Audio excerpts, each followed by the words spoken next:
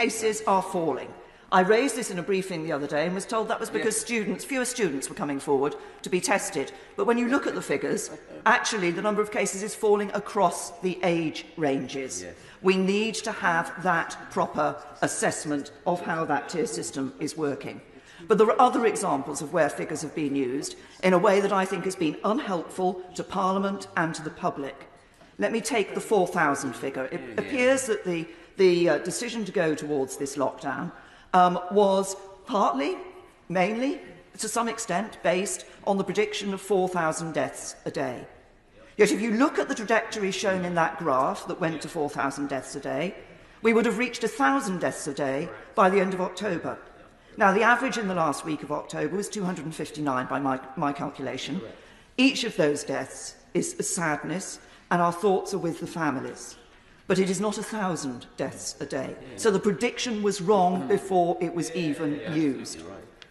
And this leads to a problem for the government, because for many people it looks as if the figures are chosen to support the policy rather than the policy being based on the figures. So we need these proper analyses.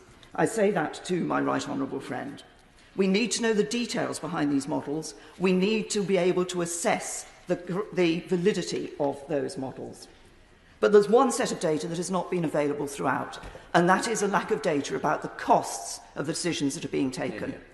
Costs for non-COVID treatment in NHS, non-COVID deaths, domestic abuse, mental health, possibly more suicides, and of course costs to the economy. Jobs lost, livelihoods shattered, businesses failing, whole sectors damaged. What sort of airline industry are we going to have coming out of this? What sort of hospitality sector? How many small independent shops will be left?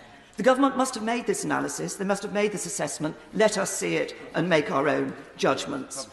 I just want to make one word about public worship and echo the concerns of others. My concern is that the government today, making it illegal to conduct an act of public worship for the best of intentions, sets a precedent that could be misused for a government in the future with the worst of intentions.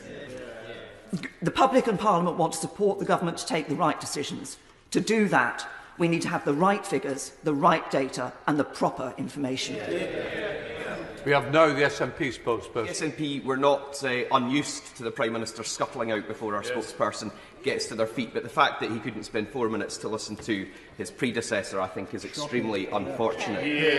And like her, I want to acknowledge the personal tragedies and loss of life caused by the pandemic.